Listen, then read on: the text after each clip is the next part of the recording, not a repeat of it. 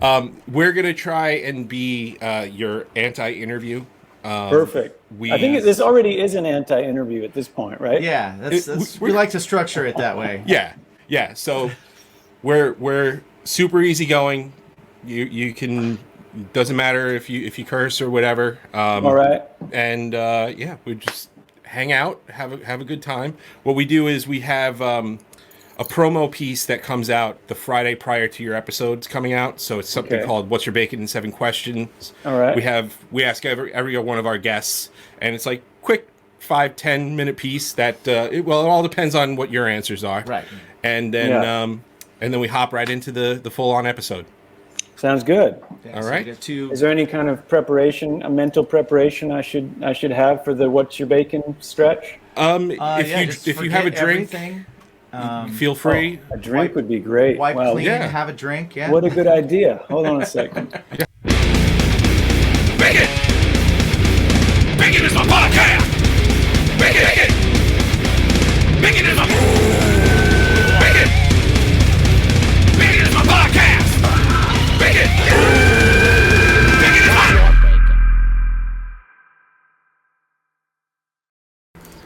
Welcome.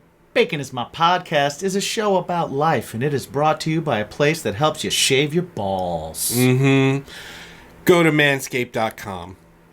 Check out their stuff. They've got some stuff for your chesticles. Yeah, your testicles. And your cheeks. And your cheeks. Chesticles, testicles, cheeks. Yeah. Use the promo code BACONPOD. Get 20% off. And free shipping. Get free shipping. Dude, Manscaped is not only doing the lawnmower for your chest and your nether regions, but they are also... They got into the face game. Yeah. And I'm gonna tell you what. Their razor for your face is the bomb. I use it. I use it and I don't even have the full... I don't have the full beard anymore. It helps me. It helps me make this weird thing that I got going on. This is Zorro. Listen, if you can't hold your hand steady, I mean, that's not Manscaped's fault. It is not. It is not. But they make it easier. They still help me look okay. Yeah. Totally okay. Yeah. Go to baconismypodcast.com. Make sure you check out all of our awesome sponsors, including drinkwildbills.com, poddex.com, grillyourassoff.com, Native Blend Clothing, and mythicalbeards.com for all of the latest, greatest deals that you could ever have when it comes to drinking or eating or beard product or things that you could put on your body. That's right. Or questions you can ask to people. And we asked a lot of questions today. We did. We had a novelist on today. A novelist. And we still just pretty much talked to him about music. We did. We did. We didn't talk to him about writing, though. A lot about writing, too. Yeah. And it's his fault, because he wrote a book about metal. Right, exactly. So how could we not? So today we've got author of Gone to the Wolves, Mr. John Wray. Man, I didn't know what to expect coming into it, but I had a good time. Yeah, he was fun. He was a good conversation, cool dude. I had a good time. I learned some things. I honestly, when it comes to episodes like this, because listen, we can get together, we get together with musicians. We've got a pretty good track record with getting interviews with musicians and things just going well, right? I feel like when it's different, you know, we've done the paranormal stuff, we've done the pro wrestler stuff, we've done all those things. I feel like I get a little bit of, oh shit, what are we going to talk about? Right. And how are we going to connect? And John was great. Well, John was a lot of fun to talk to. Man, I think anybody that's in any of these genres or jobs that we kind of go to, basically they're creative people that are... They're creatives. That are, driven and going for something that somebody probably would have tried to turn them away from. Yeah. And we can relate with that really well. Yeah. Really easily. Yeah. So I think that it's always, I think we're always going to do all right. Yeah. Yeah. Well, without further ado, let's just get into it, right? Yeah, definitely. Check out the book, and if you saw 7 Questions already, check that out if you didn't. But you already know a little bit about him. Check out John. John Wray. Come on. Right now. Right there. Interruption! I was going to do the hold up. Hey. But that was better. Nice. There's no time like today to take care of your hygiene. Indeed. And one of those things that can help you, if you're a man or a woman even, Yeah. Manscaped. Manscaped can help you with their lawnmower 4.0. Yeah. Their lawnmower 4.0 has skin-safe technology. It's a ceramic blade. It's waterproof. It's got a nice little LED light, so this way you can see underneath all those crevices. Shave your privates in the shower in the dark. Don't actually do that. Don't do that. But you could. Yeah, you could with Manscaped. Because you have a light. Indeed. And for guys, listen, the perfect package 4.0 is like where it's at for you guys. Because it comes with not only the lawnmower, not only the weed whacker for your ear and nose holes. Well, we got one. So, so bring it up real quick. What you also get, so yes, for one, you get the lawnmower 4.0, which is ceramic blades. It's not going to cut you. It's got a guard so you can, make sure that you got a trim in some spots. You got to the skin in other spots. You make sure that beanbag's shiny. We also have some... Package that beanbag in... underwear. The underwear. Yeah. It's got the little ball pouch. It does have the ball pouch. And it's fantastic. Yeah. It's great. Separate. It's technology. This right here... I like is this. for when you are shaving your balls. Yeah. It's little placemats, so this way... It's like a newspaper. Yeah. But then you just... You shave them, you crumple it up, you throw it away. No mess, no huss, no fuss. Yeah. Right? It's also got some. It's got some fun, funny articles in it. It does. It does when you read I recommend you definitely read it, but not while you're shaving your nuts. No. There's the ball deodorant. Yes, I use it every day. Crop preserver. And the crop reviver. I don't use it every day, but I have used it plenty It is of times. pretty fantastic. You need that midday spritz. Yep. Just go for it. Freshens you up right away. Who doesn't love a little spritz on the beanbag? Exactly. And where do I keep it all? Well, right here. The shed, baby. You know what? The shed is a pouch for the things to clean your pouch. Exactly. Right?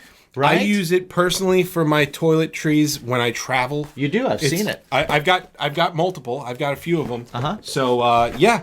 Go ahead, manscaped.com. Use the promo code BACONPOD. You get 20% off this entire order plus free shipping.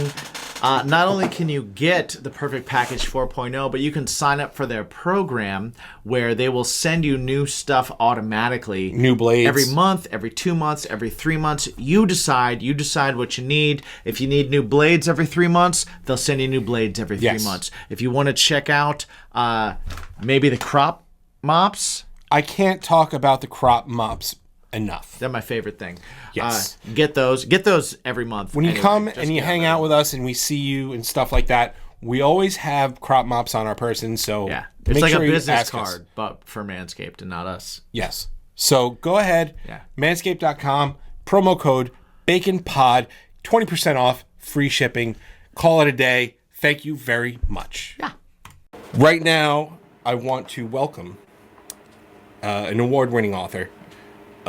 His brand new book is out now. Gone to the Wolves. It's like almost like a coming-of-age story, but it's about metal and coming into yourself in the metal scene. A little bit of a mystery as well.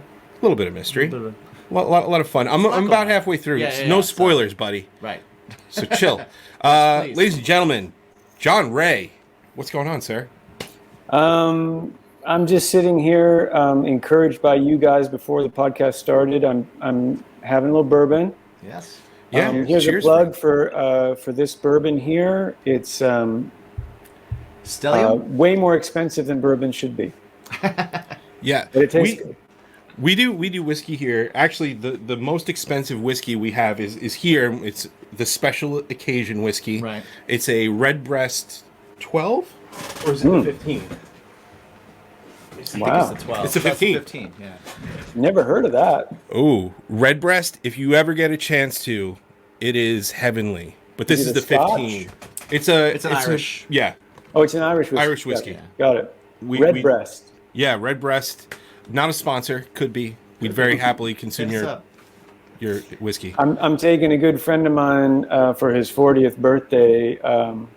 I'm taking him over to Ireland, I think, next summer. Not this summer, but next summer.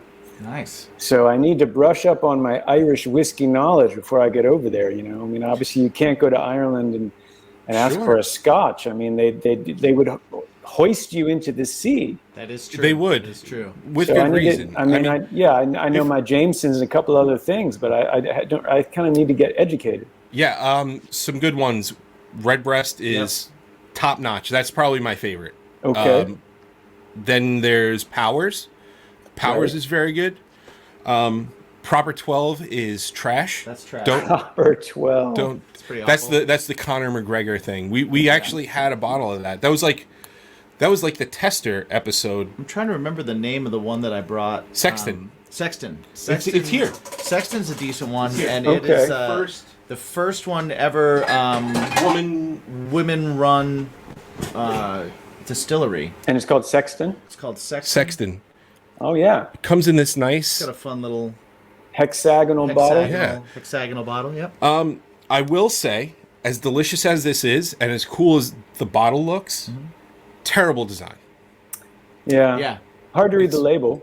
Hard to read the label, and as a pourer, As a pour, it's Awful. like you don't get a good grip on it, but also it kind Just of dribbles. drips on the side. Oh yeah, that's probably because their thing is for like hardcore people, just like bash it open right, and just drink out of the shards. right out you of know? the Exactly. right out of the broken glass. Yeah. Yeah, That's how I wanted to do it, but like a true Irishman, you know, that's the way you, Right, you yeah. do it there. Yeah, hell yeah. Who's got time to twist off or pull out the cork? This pulling is out is this pulling a out a pull cork? Yeah. Yeah, it's a yeah. So John,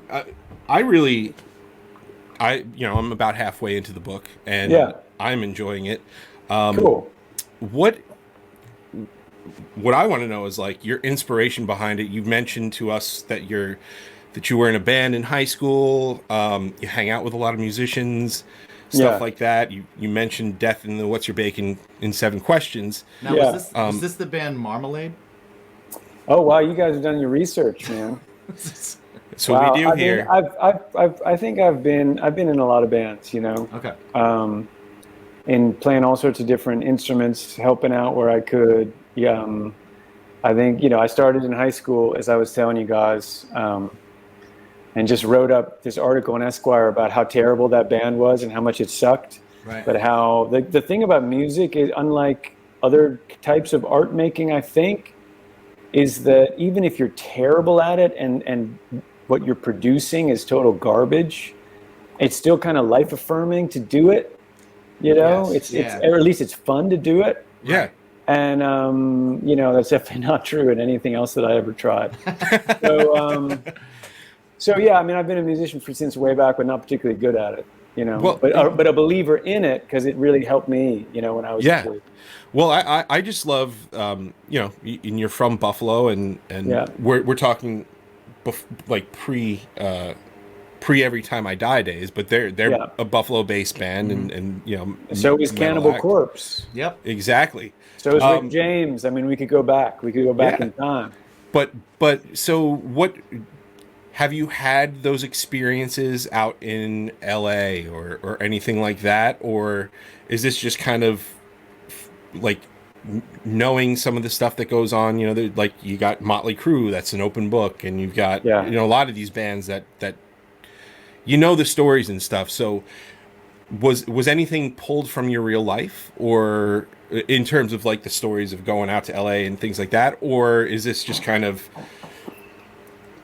creating the story behind the information that you've been given? Well, it's a real mix, you know, the way it often is with writing novels. I think, you know, I didn't grow up in Florida like the 3 kids at the main sort of heart of this story. You know, there are these 3 kids who they're really from small town, kind of overlooked, slightly scary backwoods Florida. So I'm not from there. But what got me thinking about Florida was just a really good friend of mine who just was full of all these crazy stories about Florida and about, not Miami, Florida, like the other Florida. North Florida. Right. Yeah. Yeah, or just like way far away from any kind of urban center, right? Yeah. And just how things just got so boring and so super conservative that the people would just kind of go nuts, surrounded by like snowbirds or like religious fundamentalists. They would just kind of go nuts, and he told me all these amazing stories. I think the moment that I thought I really need to write about this is when he told me this story about this neighbor of his growing up. He grew up in Venice, Florida, which at that time was the winter headquarters of the Barnum and Bailey Circus. Oh, so okay. a real mix of like snowbirds and people retire, just going there to retire and have no drama in their lives. And then all these freaks, all these freaky people. Yeah, and there was actually a town called Gibsonton that was just a little bit up the coast, which truly was a town of freaks. The bar in Gibsonton was run by a giant. It was run by a guy who was like 9 feet tall. A true I saw giant. that in the book. You had written about that a little bit in the book. Yeah. When you get into, like, the lobster boy thing too. Right? Yeah, right. Exactly. So he told me all these stories about these tensions between the freaks and the conservatives, and then sometimes the conservatives would flip out and become the freaks. Like he told me this story about this neighbor of his growing up who was a completely normal guy, like middle manager kind of guy. And one day in like July of a particularly hot Florida summer, he just went home, went to the hardware store, got a big shovel, and then just went to his backyard and started digging. And he just dug and dug and dug and dug until he'd made the biggest and the deepest hole that he could, like given his property line. Right. Like a huge hole that went down, 20 feet into the ground, into the swamp ground. And then he just went outside, took off his tie and his like button-down shirt that was totally soaked in sweat, stripped down to his boxer shorts, and started trying to charge admission. That is amazing. And I was like, oh my God. That's wild. That needs to go somewhere. Yeah, that needs to be put in something. Well, I feel like a big misconception about Florida too is it's a lot of country. Yeah.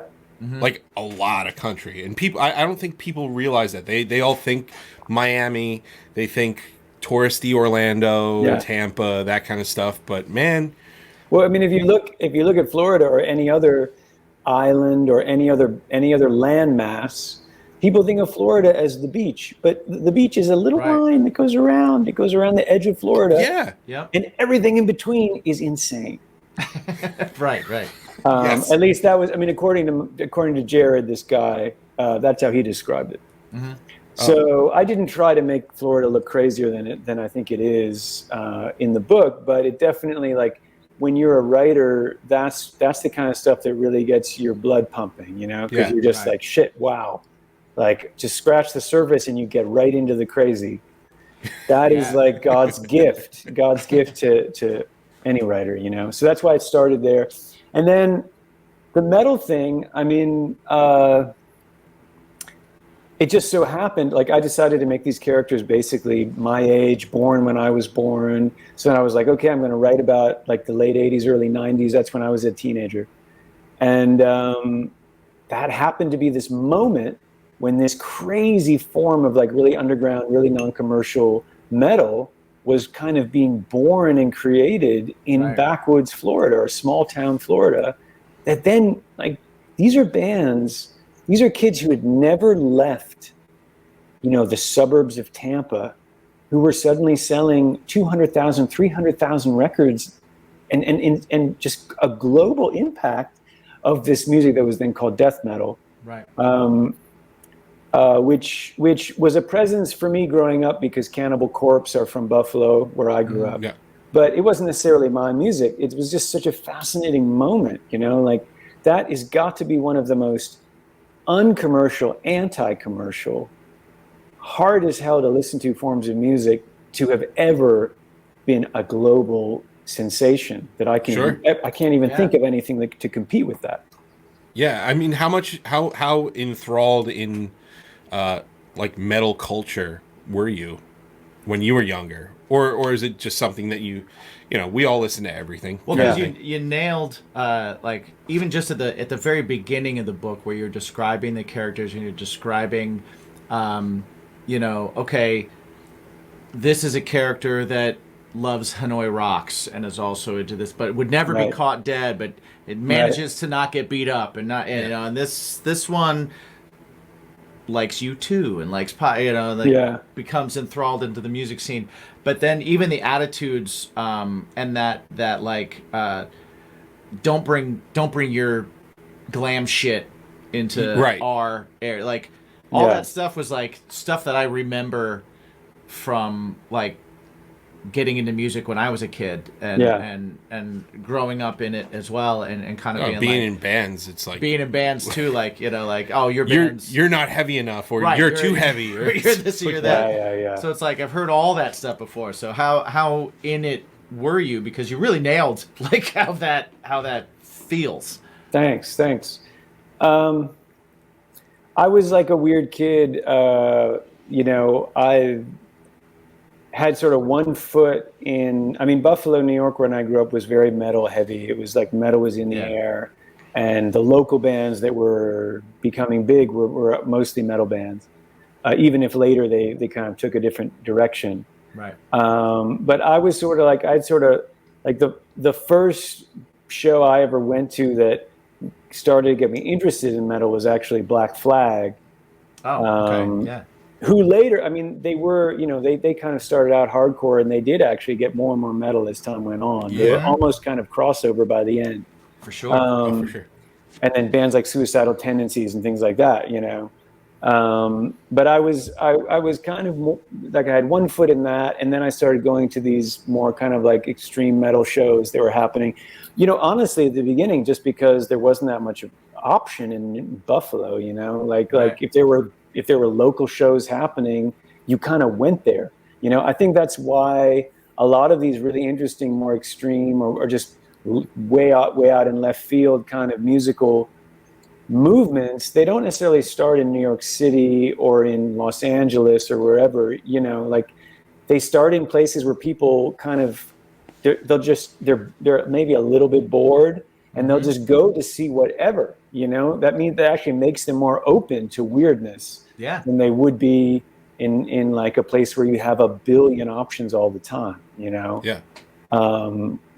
So I think that's why you have these like interesting sort of music scenes springing up in smaller cities. So I was always kind of like, I've always felt like a fish out of water. I was going to the shows, but the music I was listening to was like a very weird mix of stuff, mostly sort of heavier music, but definitely kind of, I don't even know what I would have described myself as being in high school if someone, if anyone had given a shit enough to ask me. Right. Yeah, I think the don't judge your book by its cover thing, because I was very much into like butt rock and new metal kind of stuff. Mm-hmm. And then when I met my wife, who is very unassuming, who looks like she kind of listens to pop and listens to top 40.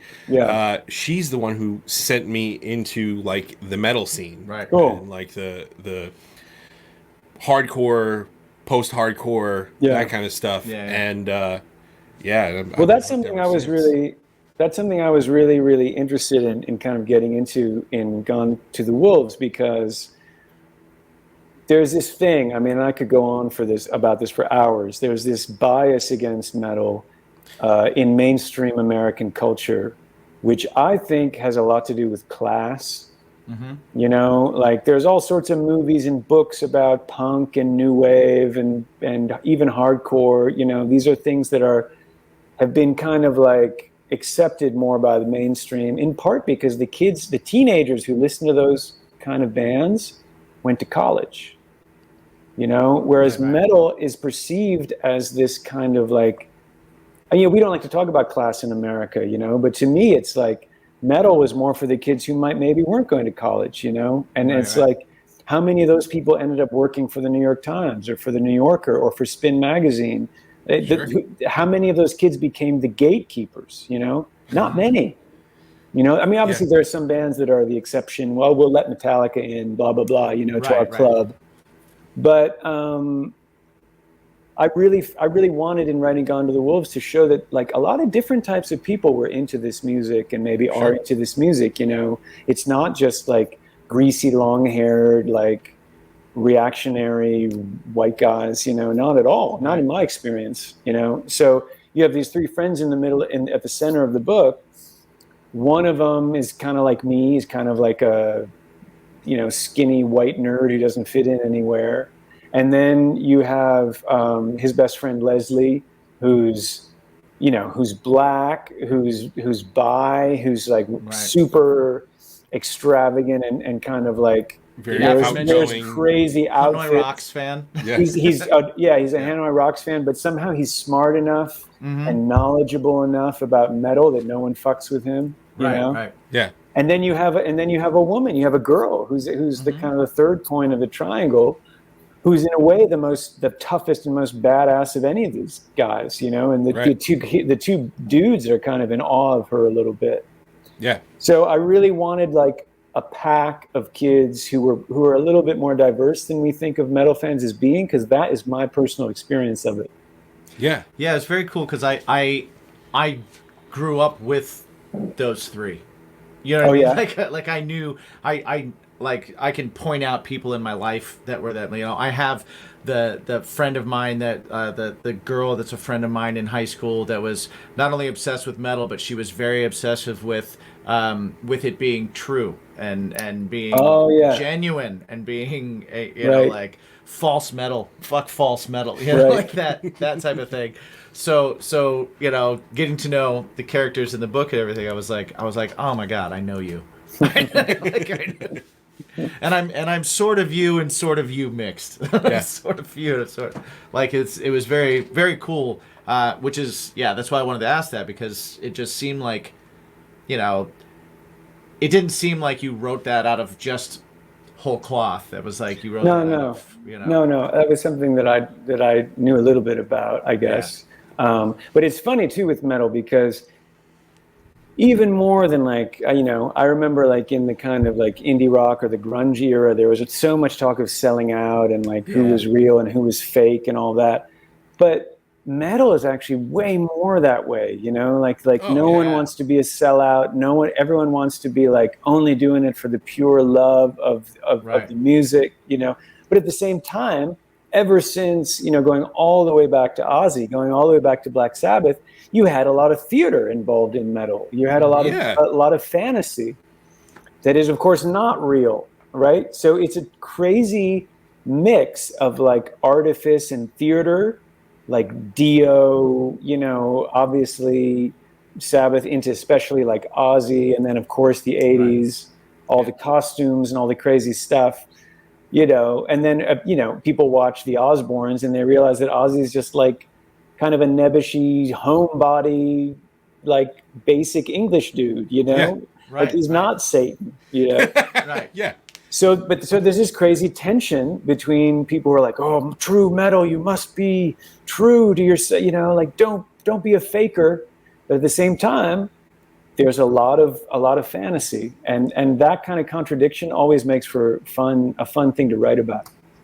I can imagine. I remember reading interviews with like Tom Araya. Yeah. And him talking about like, I don't listen to any metal, and I don't know why people are so weird. It's so funny too. We've spoken about it on this show, and you touch on a decent amount of it in the book itself, like tribalism in music. I mean, I think to a general public, it exists.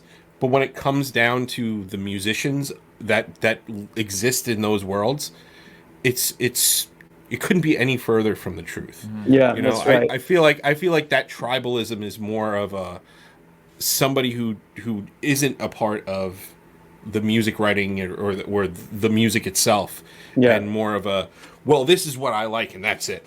It's like, I think a lot of it too is if you're insecure about whether you fit in or whether you belong, it's sort of like people who convert to a religion. You know, they become the most hardcore conservative, like defenders of the faith you can ever imagine. Whereas, if you're in the band, if you're Ozzy Osbourne, you obviously don't need to worry about fitting in because you're the center of it all. Right. Yeah. Yeah. And then you can be relaxed. You can kick back. You don't need to worry so much about this stuff, You don't have I anything to live up to. yeah, I remember, I also write about music a bit. And I remember, well, God, more than 10 years ago, I was writing a piece about this band called Sun. Do you guys know Sun? Sun. No, It's spelled SUNN with like an O, and they're like this weird, out there kind of minimalist drone metal band from LA. Okay. And they perform in these like druids robes with long beards, and at that time they were like pouring goat blood on themselves and all this crazy stuff, right? Nice. And so I got this assignment to write about them, and I like their music, which is like just like they'll hold like one distorted chord for like minutes before they even change it. It's so weird. But I was supposed to write about them. I was a little nervous because of what they look like, Yeah. And they were playing this show, and I was directed I was told they were hanging out on the fire escape outside of this warehouse they were playing the show in. And so I was climbing this fire escape going up and up and up. And I saw them above me in their robes and their beards. And like one of them, I don't know, had like goat horns or something. I don't even know what. And I heard they were talking. They were having this really intense conversation. I was like, great, man. They're probably having some crazy fight, or they're about to kill somebody. I don't know. Right.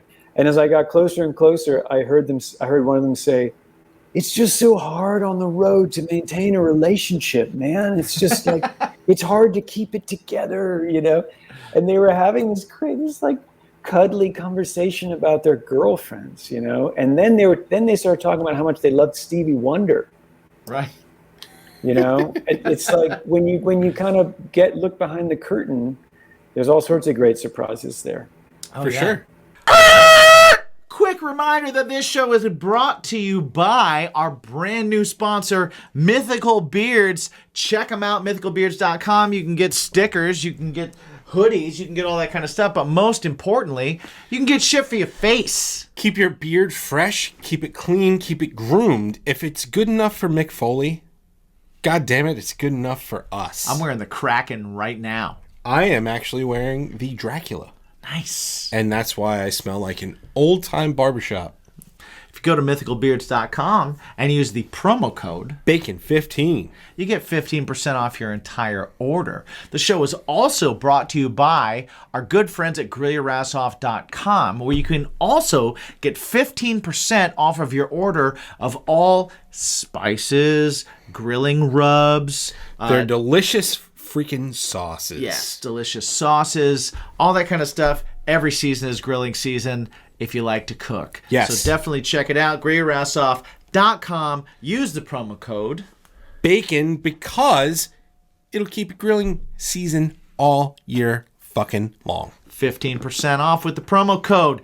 10% off at drinkwildbills.com, where you can get all kinds of great sodas, which we've seen lots of mixers for. So keep sending them in. Hashtag drinkwildbills. Hashtag what's your bacon. Send us your beverage options. Of choice. And also poddex.com.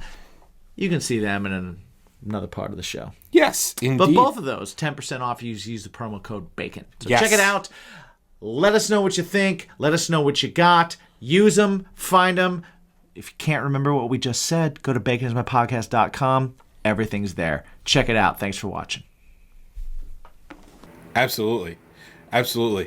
What I wanted to ask is, and I guess this kind of goes with your approach, the slow and steady approach to writing and stuff, but you wrote one of your books on a subway. Quite a lot of subways, a lot of different subways, yeah. I was wondering if when you were doing it, were you doing it like what we do, voice notes, or I'm sorry, like quick notes on the phone, or were you sitting there old-fashioned pen to paper kind of thing? And moving forward, do you take time out and sit in front of a computer and do it, or do you just kind of like strike when the muse hits, or where you're texting it, or whatever it is that you have to do? Well, I don't think there's any wrong way to do it. I mean, anybody who, if someone wants to write a novel by text, to me that seems like a very inefficient way of doing it. But if it works, I on the subway, I just had a laptop in my lap. That's the fastest way, because you don't want to have to do this. The whole time. Yeah. Right. Just punch on. You don't want to be texting. I don't know. That seems like a lot of. That gives me a migraine to think about right now. But Right. yeah, I mean, at the time, I didn't have a place to work in New York City. Space is at a premium. I had no office. I had no place to get away. I wanted to be away from the internet, from Wi-Fi, and everything. And this was a time when there was no Wi-Fi on the subway. Yeah. So I would just mainly take the C train from Brooklyn, where I lived, all the way out to the Rockaways, to the seashore. It was about an hour or 45 minutes, and then I would just get on and come back and just go back and forth like that. And the farther out of the city I got, the less people there were on the train. But I had these big. Actually, I have them right here. I had these big. These are for construction workers. You put them on like that, and it's like for people on it with jackhammers, Yeah. Right. And I would just put those on. Those told everybody not to fuck with me because I wouldn't hear what you were saying, and it just made it kind of peaceful on the train, And because I was also writing about people who were also on the subway train, Sure. it was like, it was kind of like there are a bunch of reasons why that worked for me. These days, I just work in my wonderful basement. Which is sort of like, I think you guys said earlier, my fortress of solitude. Right. Yeah. It's just a dark, dank hole with a drum kit, and I just go down there and try to not be distracted. So you were in bands, you were writing music, and you made the switch from writing music to writing novels. One of the things that I find interesting, just because I'm a songwriter, I have no idea how I would ever sit down to the process of writing a novel seems very interesting and daunting to me, just because I'm used to short bursts of super personal, super like in the moment kind of writing, which is like the songwriting style that I happen to do. So it's interesting to me how, like, when you listen to a song, the song you put yourself kind of in the narrator's place, like it becomes about you in a way. Right.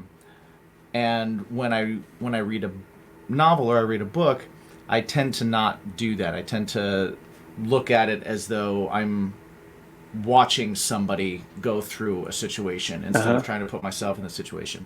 Yeah. Is there a switch in writing that you made or had to make, or is there a difference at all in that you had to do to kind of go, okay, this is how I write one way and this is how I write another way, if that makes sense? I don't know if I said that. Yeah, it makes perfect sense. It makes perfect sense. And the answer is it's completely different for me.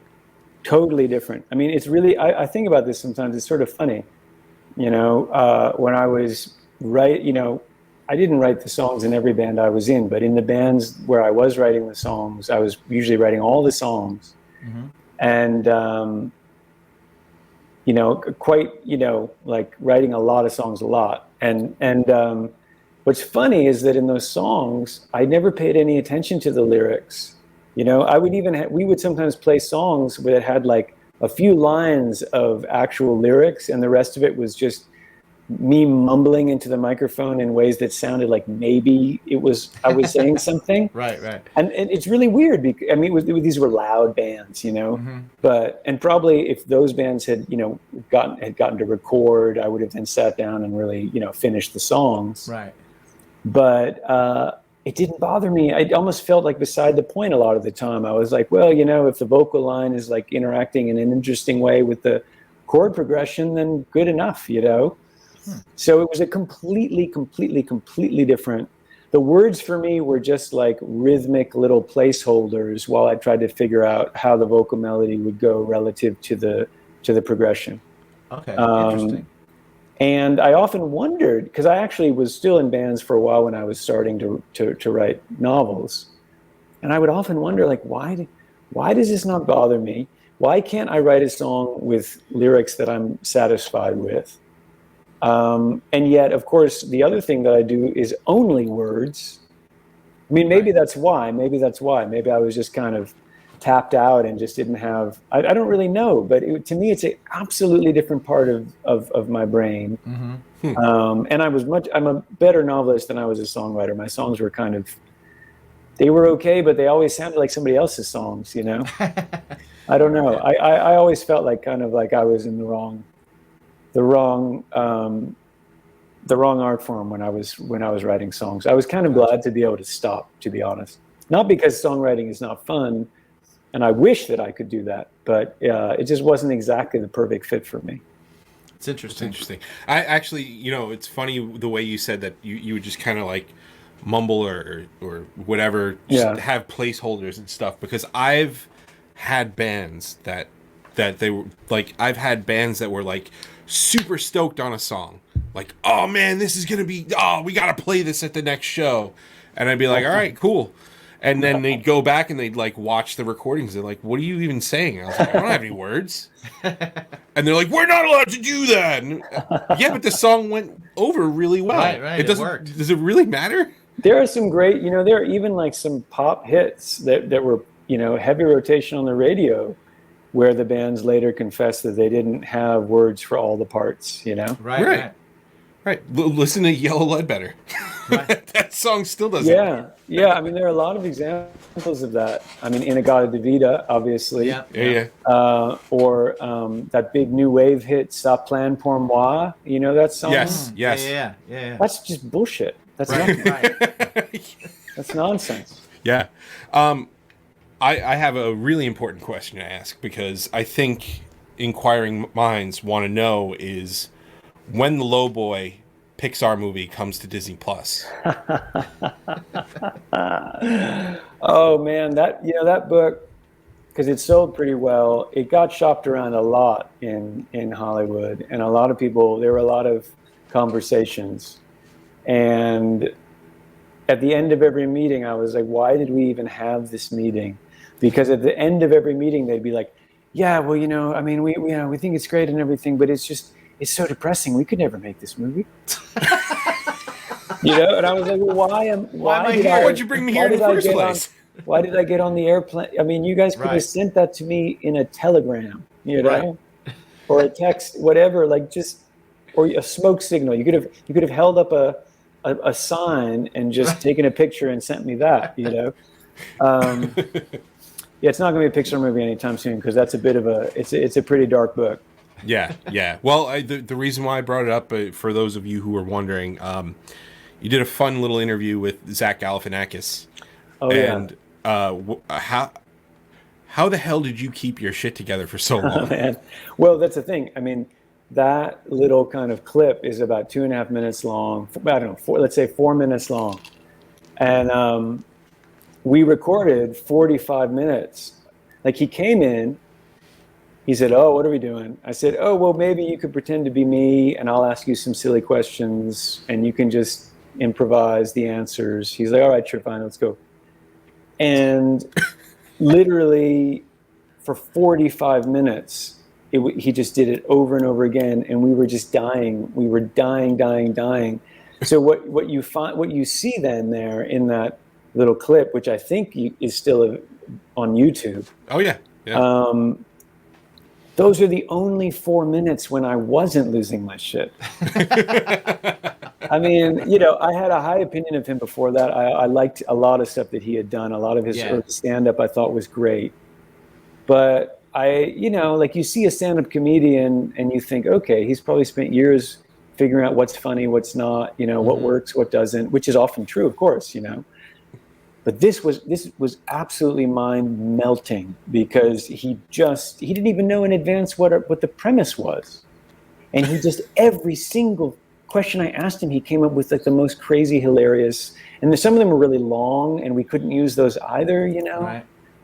Unbelievable. I mean, that motherfucker is an absolute at that stuff. He's an absolute genius, and I really think it's too bad that he's so successful now that he doesn't really do that much stand-up, because he's so fucking funny. He's so fucking funny. I've never been around anyone like that, to be honest. I've seen a couple of videos of him like doing crowd work or dealing with hecklers, and I always like I love that side of things, even though it's like, you know, not what they want on their specials, but it's like I like watching it just because it is so quick, and I love seeing the kind of the reaction. And it's totally spontaneous.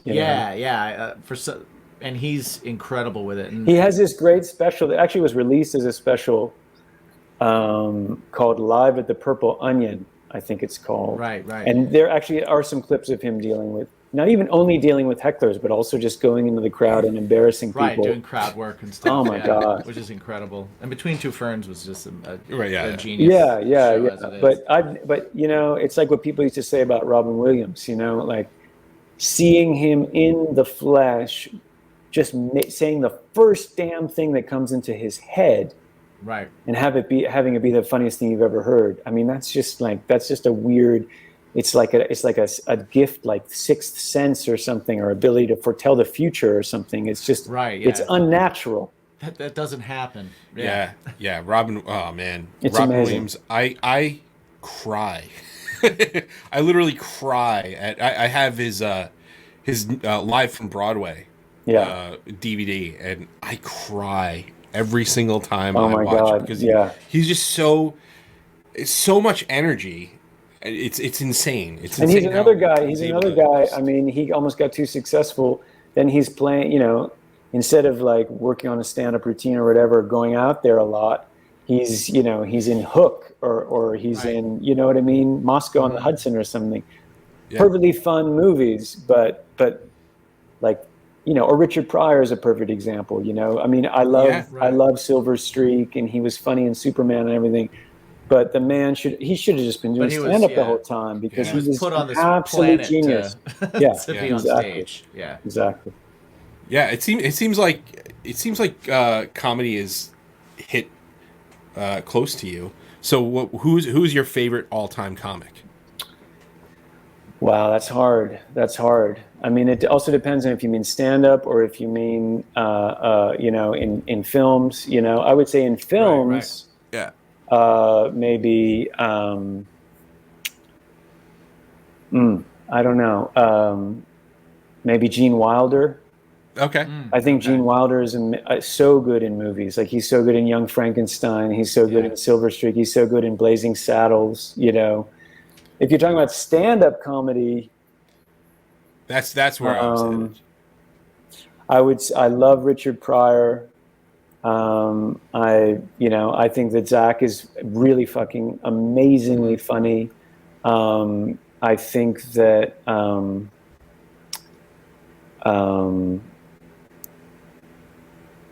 my God, there's so many. Like, early Louis C.K. was incredibly funny, I have to admit. I mean, whatever you think about the guy, he was really, really, really, really fucking good at stand-up. Yeah. And then there's Maria Bamford. I love Maria Bamford. Have you seen her stand-up? She's so weird. It's really beautiful. She's extremely funny, Maria Bamford. And I also like her shows that she did. She has a great YouTube series that's really funny. So I would say those guys. I still to this day regret, because I live not too far from I don't know if you've been this way in the island, but Westbury Music Fair, or now it's like the Westbury Theater. And I passed up seeing George Carlin. Oh wow. And I regret it to this day, because he is still my all-time favorite comic.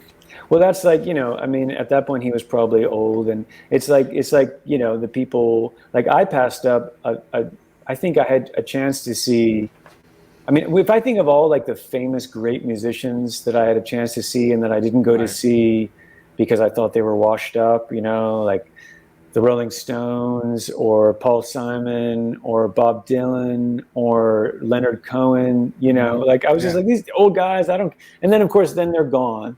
Right. And you're like, even at 40% of their best, it would have been probably unbelievable. You know? If you never saw them at 100, seeing them at 40 is still better than a lot of people at 100. You know, like I was lucky enough to see the Rolling Stones maybe 10 years ago, I think, something like that. And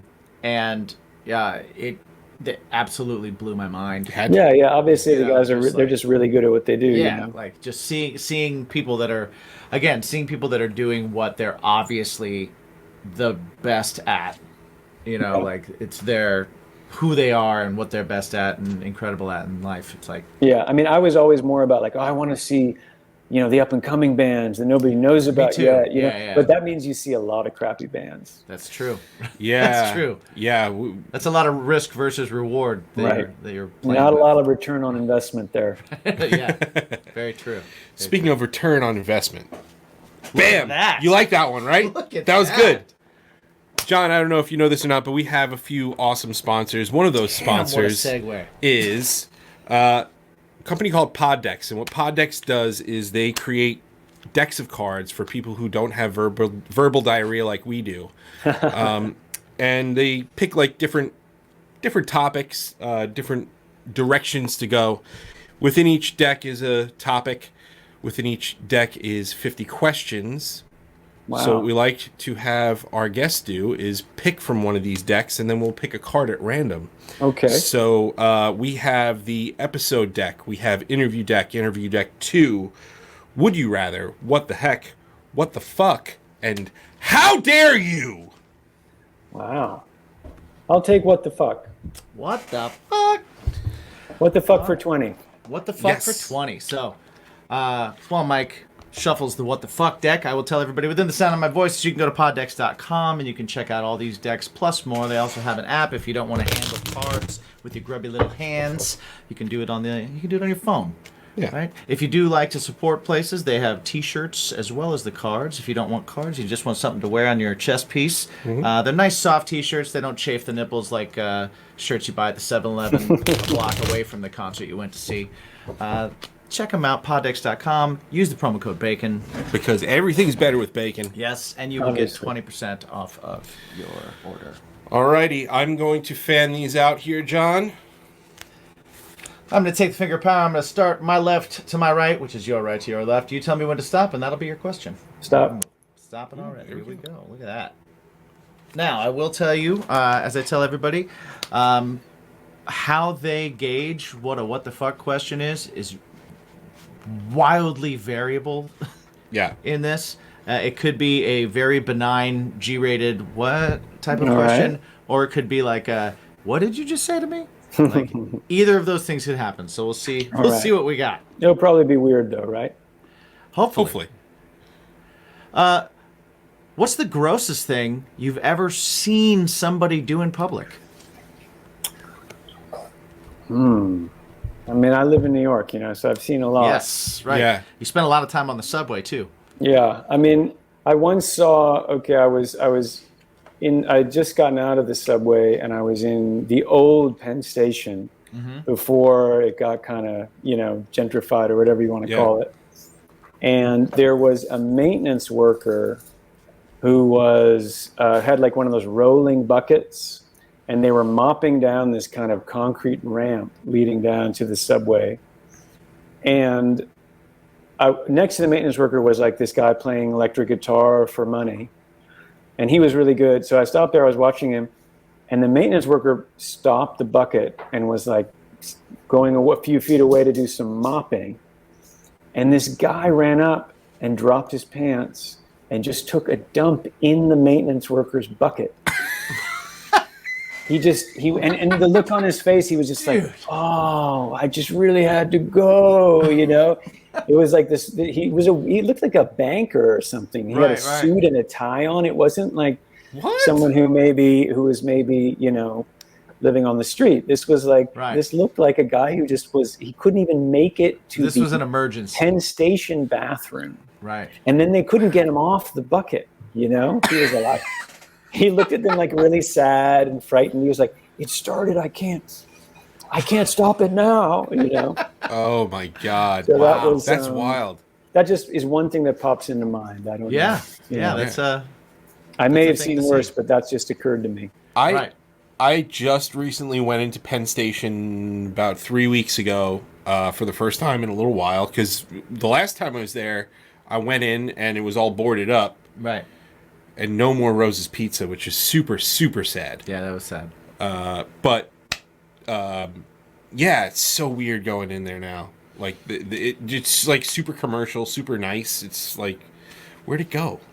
Where'd it go? I slept on that dirty floor many a nights, getting out of my bar job too late to make the train, and just missed it and had to wait an extra 3 hours for the next one. All right, we've taken up a bunch of your time today, so we want to thank you so much for hanging out with us. Thank you so much for being here. We really, really, really do appreciate it. Oh, it was great to be here. I really enjoyed it. Good. Hope you had a good time. Hope I had a great time. Hope everybody got to know a little bit about you and got a little enticed to go check out Gone to the Wolves. Yeah. Check please it out, do. Check it out. It's very Please do. good. I'm excited to finish it.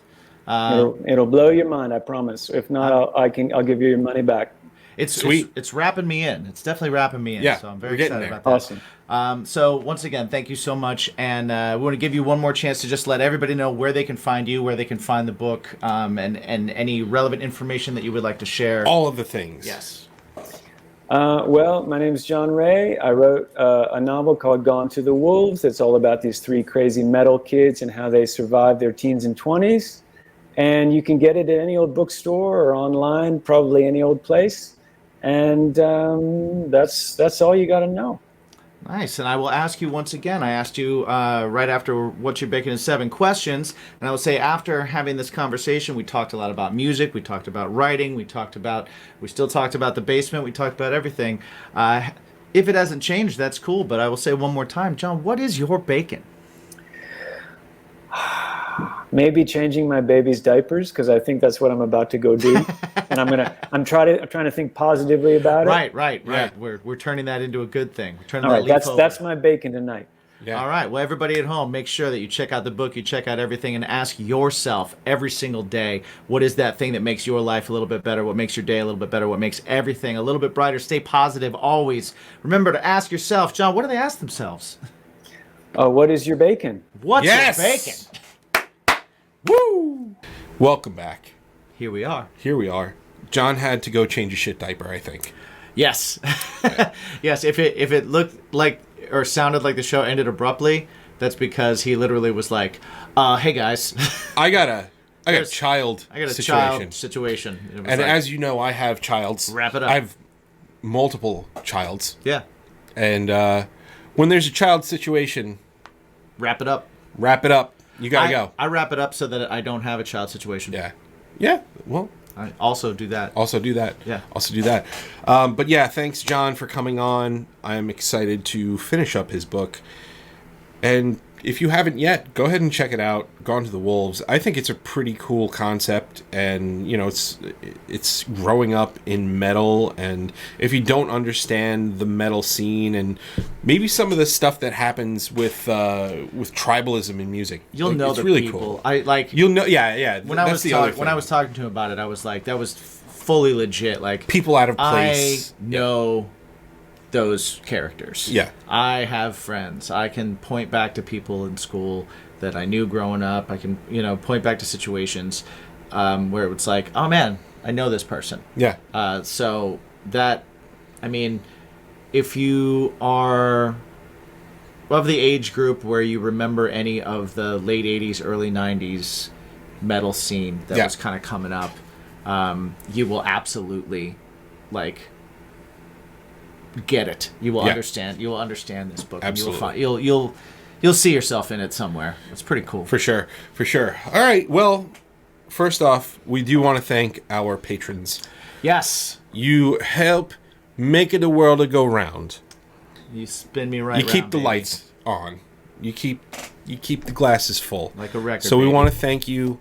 round. If you want to know a little bit more about that, head over to patreon.com/baconismypodcast, where you'll find additional episodes, early episodes. I mean, Yeah. listen, how much earlier do you get than right fucking now? Yeah. Because live. live episodes happen. Our Wednesday episodes, we do them live. When we do them, we let you weigh in a little bit. And you know, Absolutely. that's pretty cool. We have tons of shit coming out all the time. We've got tastings, additional content, some of our musical content, including Bacon Is My Passion, Yes. which is our musical project. We're recording a new record every week on Live. Twitch Thursday, 9 p.m. Eastern. And more live stuff, yeah. Yeah, if you want to hear the demos and actually be able to listen to them whenever the fuck you want, patrons over at Patreon, you get that. So a lot of fun stuff. Any one of the levels is super helpful to us. So it's not crazy over there either. Yeah. And we have fun with it. Yeah. So check that out. If you do want to check out the Twitch stream, it is live every Thursday night. Twitch.tv/baconismypod. You can find that every Thursday starting at 9. Right? 9? Yeah. Starting at 9. 9 Eastern. 9 Eastern. Find everything Bacon is My Podcast over at baconismypodcast.com, where we have all of our episodes. We have links to all of our sponsors. We are selling, if you're watching this right now on strangerhoodtv.com, our YouTube page, you're seeing these two lovely t-shirts that we have. I love on. this t-shirt. I need to buy more because they're soft and they're nice. Yeah. We do the nice next level t-shirts. I think I want to cut the sleeves off, or maybe just say, Jimmy, put a sleeveless shirt up there because we could use that.